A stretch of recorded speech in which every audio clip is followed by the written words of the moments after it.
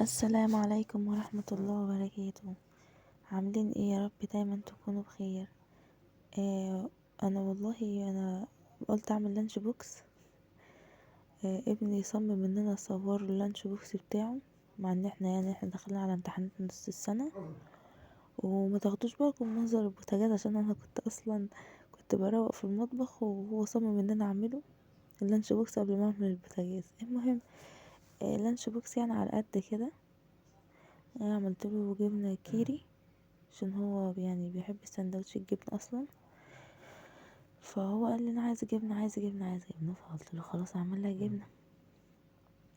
فعملت له جبنه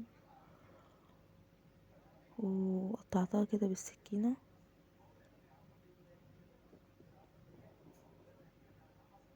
وحطيتها، عشان هو اصلا دي انا بجيبها بصراحه من السوبر ماركت، جميله جدا وخفيفه وملحها خفيف جدا يعني، فما بتبقى جميله يعني. مره عملت له جبنه براميلي، مرضاش بصراحه، مرضاش ياخدها، قال لي مش بحبها، وعملت له مفتقه. فلا، قال لي مش بحب المفتقه ومش عارف ايه، اعمل لي بس جبنه بس. وقال لي لانشون، انا طبعا ما بعملش اللانشون، كنت بجيبهوله بصراحه، بس مره عملته في البيت وعجبهم، أبقى اعمله كده واوريهولكوا في مره يعني.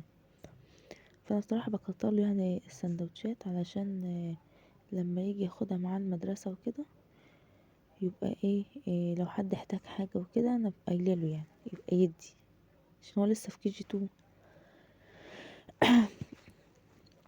بس يعني هو روتين بسيط كده، ويا ريت يعني ما تنسوش تعملوا لايك واشتراك في القناه. انا لسه ببتدي يعني، حابه تشجعوني يعني. يعني في اخطاء بعملها وفي حاجات كده، عشان لسه والله في الاول وبتعلم يعني. هتلاقي اخطاء يعني وكده، في التصوير مثلا بتاعه تتهز عشان معلقاها وكده، ويعني لسه ما جبتش ستاند وكده. فحابه يعني تدعموني وتشتركوا في القناه وتفعلوا زر الجرس، عشان يعني احقق بس الشروط بتاعه اليوتيوب.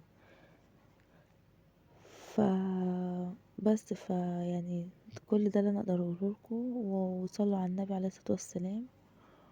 وده لانش بوكس بسيط وسهل وسريع